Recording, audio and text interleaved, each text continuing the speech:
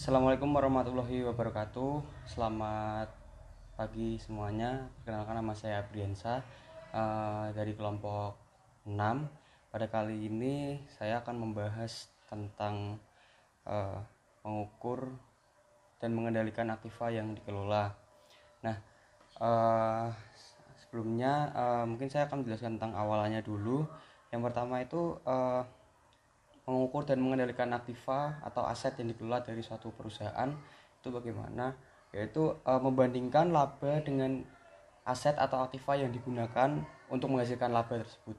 Jadi perusahaan itu tidak bisa kalau apalagi kalau perusahaannya sudah lumayan besar, itu tidak bisa diukur dari jumlah labanya doang. Jadi ada hal yang harus dibandingkan gitu. Nah, sebenarnya tujuannya itu apa? Tujuannya itu yang pertama itu untuk memberikan informasi yang berguna dalam membuat keputusan mengenai aktiva yang digunakan. Kemudian yang kedua untuk mengukur kinerja unit usaha di suatu perusahaan tersebut. Tentunya sebagai entitas ekonomi.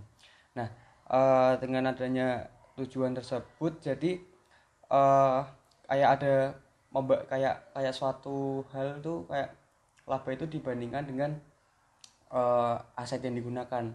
Jadi contohnya misal lab, kelihatan perusahaan menghasilkan laba sekitar 5 juta, tapi aset yang digunakan atau sumber daya yang digunakan, modal yang digunakan itu katakanlah 20 juta. Sedangkan perusahaan satunya itu dia cuma laba 2 juta, tapi modal yang digunakan itu cuma mungkin sekitar 5 juta. Nah, itu kan beda. Dari segi laba memang lebih tinggi dari perusahaan yang A yang pertama, karena labanya itu 5 juta dan lebih tinggi 3 juta dari perusahaan satunya. Tapi kan kalau dihitung dari modal yang digunakan atau modal yang um, ya yang digunakan dibandingkan dengan labanya itu lebih, kalau diukur dari kinerja pasti dilihat lebih baik dari yang perusahaan kedua, karena dengan modal yang sedikit tapi bisa menghasilkan laba yang uh, lumayan lah. Nah, itulah yang dinamakan tingkat pengembalian. Nah, biasanya tuh manajer itu punya dua sasaran. Yang pertama itu menghasilkan laba. Bagaimana cara dapat menghasilkan laba dengan sumber daya yang ada, sumber daya perusahaan yang digunakan itu. Kemudian yang kedua itu mungkin perusahaan bisa saja menambah sumber daya apabila sumber daya tersebut eh, bisa menunjang kenaikan laba, atau mungkin uh, ya dari sumber daya tambahan itu dapat menambah laba seperti itu. Nah, kembali lagi ke tingkat pengembalian.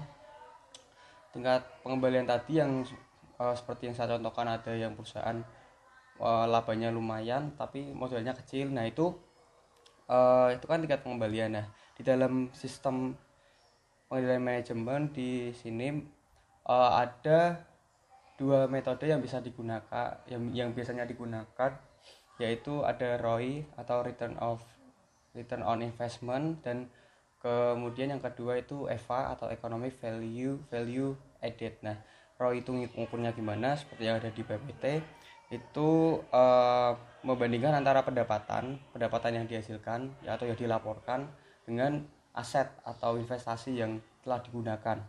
Nah, terus untuk yang EVA sendiri itu dapat dicari dengan mengurangkan beban modal dengan net operating profit. Nah, beban modal itu didapatkannya gimana? Itu beban modal didapatkan dengan modal yang digunakan dikalikan dengan tingkat tarif yang ada, yang digunakan atau rate. Nah, itu untuk dua metode untuk mengukur mengukur itu ya, tingkat pengembalian atau mengukur tujuan mengukur aktivanya itu. Oke, baik, selanjutnya saya akan menjelaskan tentang mengukur aset yang diawali dengan kas dulu. Sebenarnya ada banyak, tapi kali ini saya akan menjelaskan tentang mengukur kas. Pada umumnya atau hampir mungkin semua perusahaan itu melakukan pemusatan ya. Jadi kas itu dikendalikan secara terpusat dan memungkinkan penggunaan saldo kas yang lebih kecil daripada jika setiap unit memegang saldo kas yang dibutuhkan untuk uh, menyeimbangkan perbedaan arus keluar dan arus masuk. Jadi akibatnya saldo kas aktual pada tingkat unit usaha itu cenderung lebih kecil dibandingkan dengan saldo kas yang diperlukan. Kemudian dengan adanya itu maka jumlah kas itu akan meningkat atau lebih besar dari saldo yang biasanya dipegang oleh satu unit usaha. Kemudian dengan meningkatnya kas tersebut yang sudah dikendalikan secara terpusat, pada akhirnya akan digunakan untuk menjadi suatu perbandingan dengan perusahaan-perusahaan di luar atau perusahaan-perusahaan lain. Beberapa perusahaan mengabaikan unsur kas itu di dalam dasar investasi. Karena apa? Karena jumlah kas tersebut mendekati kewajiban lancar atau current liabilities. Jika demikian, maka jumlah piutang dari perusahaan akan mendekati jumlah modal kerja atau working capital. Seperti itu. Baik, cukup dari saya. Selanjutnya akan dijelaskan oleh teman saya. Terima kasih. Nah, selanjutnya saya akan menjelaskan mengukur aktiva yang digunakan dengan piutang. Nah, dalam hal ini, manajer unit usaha dapat memengaruhi tingkat piutang yaitu dengan dua cara, secara tidak langsung dan secara langsung. Nah, dalam mempengaruhi tingkat piutang secara tidak langsung yaitu melalui kemampuan manajer untuk menghasilkan penjualan, dan sedangkan mempengaruhi tingkat piutang secara langsung yaitu manajer melalui penetapan persyaratan kredit, persetujuan individual, batas kredit, serta melalui wewenang dalam menagih kredit yang sudah jatuh tempo. Lalu demi kemudahan, unsur piutang tersebut sering dimasukkan pada saldo aktual di akhir periode dan jumlahnya dikaitkan dengan jumlah laba. Nah, dalam memasukkan unsur piutang pada harga jual atau harga pokok penjualan masih diperdebatkan, karena dalam suatu pihak dapat berargumen bahwa investasi real dalam suatu unit dalam piutang tersebut hanya sebesar harga pokok penjualan, yaitu dengan alternatifnya memasukkan piutang pada nilai buku yang merupakan harga jual yang dikurangi penyisihan atas piutang tak tertagih. Selanjutnya, mengukur aktiva yang digunakan dengan persediaan. Dalam persediaan biasanya diberlakukan sama seperti piutang, yaitu dicatat pada jumlah akhir periode meskipun rata-rata antar periode lebih baik secara konsep. Nah, jika perusahaan menggunakan metode LIFO untuk tujuan akuntansi keuangannya, maka metode penilaian lainnya biasanya digunakan untuk pelaporan laba unit usaha, karena saldo persediaan dalam metode LIFO cenderung sangat rendah jika terjadi periode inflasi. Nah, dalam kondisi tersebut persediaan sebaiknya dinilai pada biaya standar atau biaya rata-rata yang digunakan untuk mengukur harga pokok penjualan pada laporan laba rugi unit usaha. Nah, selanjutnya mengukur aktiva yang digunakan dengan modal kerja secara umum. Nah, pemberlakuan atas modal kerja sangatlah bervariasi. Pada satu sisi, perusahaan memasukkan seluruh aktivanya ke dalam dasar investasi dengan tidak mengeliminasi kewajiban lancarnya. Nah, dalam metode ini digunakan jika unit-unit usaha tidak dapat mempengaruhi utang atau kewajiban lancar lainnya. Namun, metode tersebut menyatakan jika terlalu tinggi jumlah modal korporat yang digunakan untuk mendanai unit usaha. Assalamualaikum warahmatullahi wabarakatuh. Perkenalkan, nama saya Elvi Rahmi dengan NIM 7211417048. Selanjutnya saya akan membahas mengenai mengukur properti, pabrik, dan peralatan. Dalam akuntansi keuangan, biaya aktiva tetap awalnya dimasukkan kepada biaya perolehan, dan biaya ini dihapuskan sepanjang umur ekonomis dalam penyusutan. Beberapa permasalahan mengenai properti pabrik dan peralatan itu akan dibahas melalui analisis yang pertama dari akuisisi peralatan baru. Penyusutan dihitung berdasarkan metode garis lurus.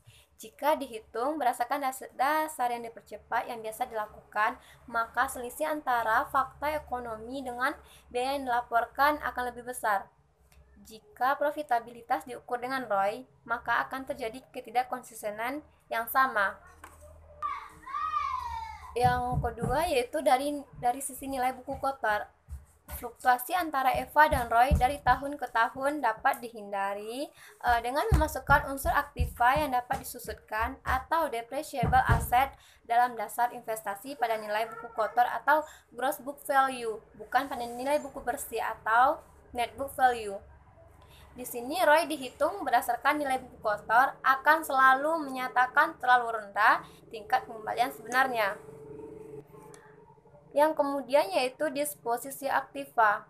Di sini jika aktiva dimasukkan ke dalam dasar investasi pada biaya awalnya, maka manajer unit usaha akan termotivasi untuk menghilangkan aktiva tersebut, meskipun aktiva tersebut masih mempunyai kegunaan penuh, karena dasar investasi unit usaha akan berkurang jumlah biaya penuh dari aktiva tersebut.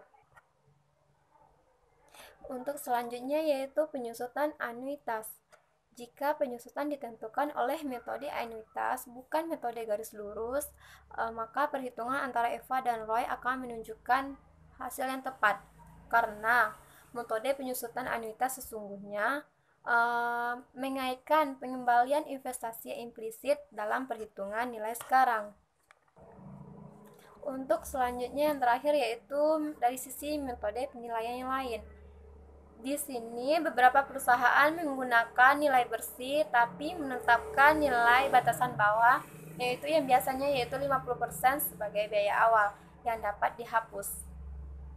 Hal ini mengurangi distorsi yang terjadi dalam unit usaha yang memiliki aktiva yang telah tua. Kekurangan atau kesulitan dalam metode ini adalah bahwa suatu unit usaha aktiva tetap yang memiliki nilai buku di atas 50%, nilai buku kotornya dapat mengurangi dasar investasi yang sepenuhnya membuang aktiva yang masih bagus atau masih bisa digunakan.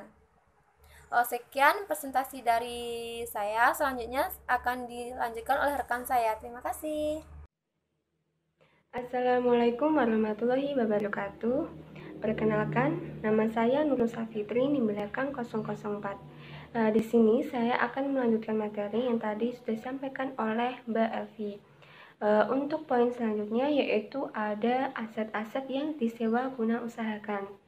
Nah, hampir semua perjanjian sewa guna usaha itu merupakan perjanjian pendanaan. Kenapa? Karena perjanjian tersebut dapat memberikan alternatif untuk menggunakan aktiva yang didapatkan dari pendanaan atas utang dan modal. Nah, sewa guna usaha finansial itu merupakan sewa guna usaha jangka panjang yang setara dengan nilai sekarang dari arus beban sewa atau utang apabila dilaporkan dalam neraca. Nah, keputusan pendanaan itu biasanya dilakukan oleh kantor pusat karena dapat memberikan kebebasan kepada manajer unit usaha untuk melakukan sewa guna usaha. Lalu poin selanjutnya yaitu ada aktiva yang menganggur. Nah, jika suatu unit usaha memiliki aktiva yang menganggur dan dapat digunakan oleh unit usaha lain, maka unit usaha tersebut dapat mengeluarkan aktivanya dari dasar investasinya. Nah, tujuannya itu apa? Tujuannya itu untuk mendorong para manajer unit usaha melepaskan aktiva yang menganggur ke unit usaha lain yang memerlukan. Nah, tetapi jika aktiva tersebut tidak dapat digunakan oleh unit usaha lain, maka pembelian dalam mengganti atau menjual dapat menimbulkan tindakan yang disfungsional. Contohnya itu seperti manajer terdorong untuk menganggurkan aktivanya yang tidak mendapatkan target laba dalam unit usaha. Nah, untuk poin selanjutnya yaitu ada aktiva tidak berwujud. Nah, beberapa perusahaan akan cenderung melaksanakan penelitian dan pengembangan research and development yang insentif, dan sedangkan yang lainnya itu akan cenderung fokus pada pemasaran. Nah, research and development dan pemasaran itu mempunyai keuntungan dalam mengkapitalisasi aktiva tidak berwujud serta mengamortisasinya selama masa manfaatnya. Nah, dengan menghitung aktiva sebagai investasi jangka panjang, manajer unit usaha akan memperoleh manfaat jangka pendek yang lebih sedikit dari pengurangan atas pengeluaran untuk pos tersebut. Poin selanjutnya yaitu ada kewajiban tidak lancar. Nah, suatu unit usaha kadang menerima modal permanennya itu dari kumpulan dana korporat, yang biasanya dana tersebut itu berasal dari pemberi pinjaman, investor modal, dan laba ditahan. Nah, jumlah total dari dana tersebut adalah relevan meskipun sumber daya tersebut tidak tahu berasal dari mana. Meskipun demikian, pendanaan tersebut merupakan hal yang aneh bagi suatu unit usaha itu sendiri. Lalu selanjutnya ada beban modal. Nah, biasanya kantor pusat korporat itu menentukan tarif yang digunakan untuk menghitung beban modal, yang seharusnya tarif tersebut itu lebih tinggi daripada tarif korporat untuk pendanaan dengan utang. Nah, beberapa perusahaan menggunakan tarif yang lebih rendah untuk modal kerja daripada aktiva tetap. Dengan ini, modal kerja itu resikonya lebih kecil daripada aset tetap, karena dana yang disalurkan untuk periodenya pun itu lebih pendek. Nah, untuk poin selanjutnya yaitu ada survei-survei praktik. Sebagian besar perusahaan memasukkan unsur aktiva tetap ke dalam investasi pada nilai buku bersih, karena jumlah aktiva tersebut dicatat dalam laporan keuangan yang mencerminkan jumlah modal yang digunakan dalam divisi tersebut. Untuk materi selanjutnya nanti akan dijelaskan oleh rekan saya. Terima kasih. Wassalamualaikum warahmatullahi wabarakatuh.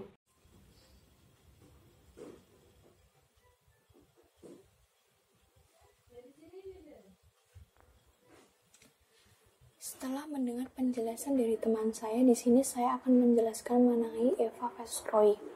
Eva dan Roy adalah metode pengukuran kinerja perusahaan yang dipilih salah satunya oleh manajer untuk membuat keputusan dalam kepentingan perusahaan dan menilai kinerja manajer unit usaha dan untuk cara pengalokasian sumber daya. Di sini saya akan menyebutkan keuntungan dari ROI itu sendiri. Yang pertama, ROI merupakan salah satu metode analisis rasio yang menyeluruh atau komprehensif. Yang kedua, ROI sebagai alat kontrol dan dapat digunakan untuk perencanaan serta dasar perusahaan dalam pengambilan keputusan. Yang ketiga, ROI itu mudah dihitung, mudah dipahami, dan sangat berarti dalam pengertian absolut. Yang keempat, ROI dapat digunakan sebagai alat untuk mengukur efisiensi kinerja operasional yang dilakukan oleh setiap sub-unit.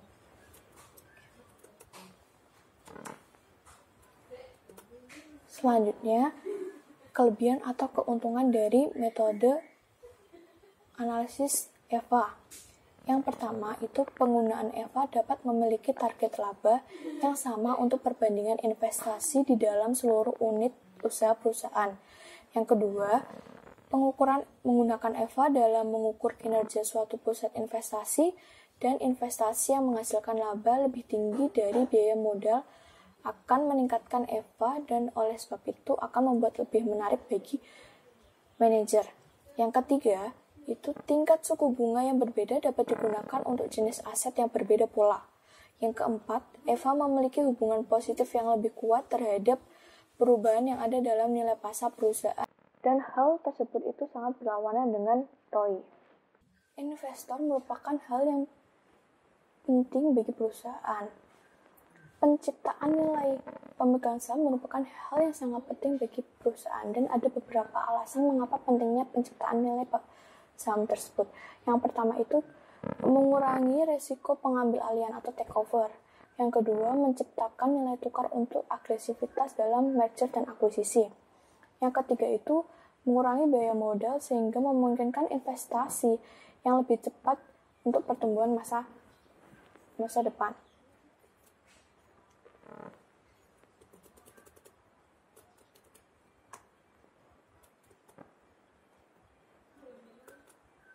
Nah, di sini ada beberapa cara yang sudah saya share di PPT. Ada cara perhitungan EVA. Untuk cara perhitungan EVA sendiri, EVA sama dengan laba bersih dikurangi beban modal, di mana beban modalnya ini didapat dari biaya modal dikali dengan modal yang digunakan. Itu persamaan satu yang tadi, beban modal sama dengan biaya modal kali modal yang digunakan. Ada cara lain untuk menyatakan persamaan satu itu, yaitu EVA sama dengan modal yang digunakan.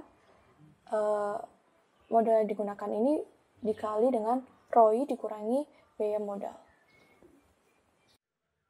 Assalamualaikum warahmatullahi wabarakatuh. Di sini saya akan melanjutkan materi yang tadi sudah disampaikan oleh Mbak Febiola, yaitu mengenai EVA versus ROI. Di sini saya sendiri akan menjelaskan mengenai pertimbangan tambahan dalam mengevaluasi manajer. Nah, ternyata ROI itu sangat banyak digunakan oleh para manajer dalam mengevaluasi kinerja, walaupun ROI sendiri mempunyai kelemahan. Nah, tetapi kesalahan tersebut itu tidak dapat ditentukan karena hanya sedikit jumlah manajer yang menyadari dan mengakui kesalahan tersebut.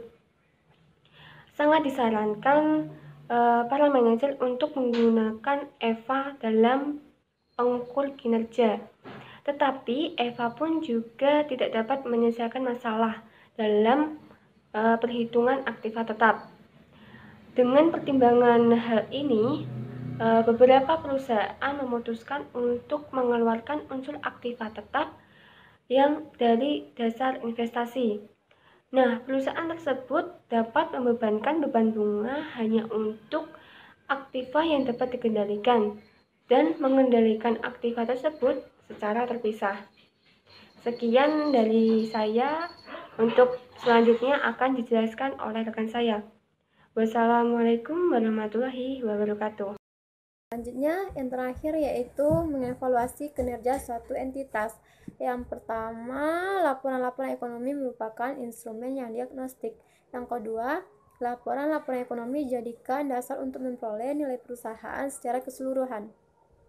Perbedaan yang paling nyata antara laporan tersebut adalah bahwa laporan ekonomi lebih fokus pada profitabilitas yang terjadi di masa depan daripada yang telah terjadi sekarang atau yang telah terjadi di masa lalu. Sekian presentasi dari kelompok 6. Apabila ada kesalahan atau kata-kata yang tidak sepantasnya, saya mohon maaf. Saya mewakili dari anggota kelompok 6. Sekian dan terima kasih. Assalamualaikum warahmatullahi wabarakatuh.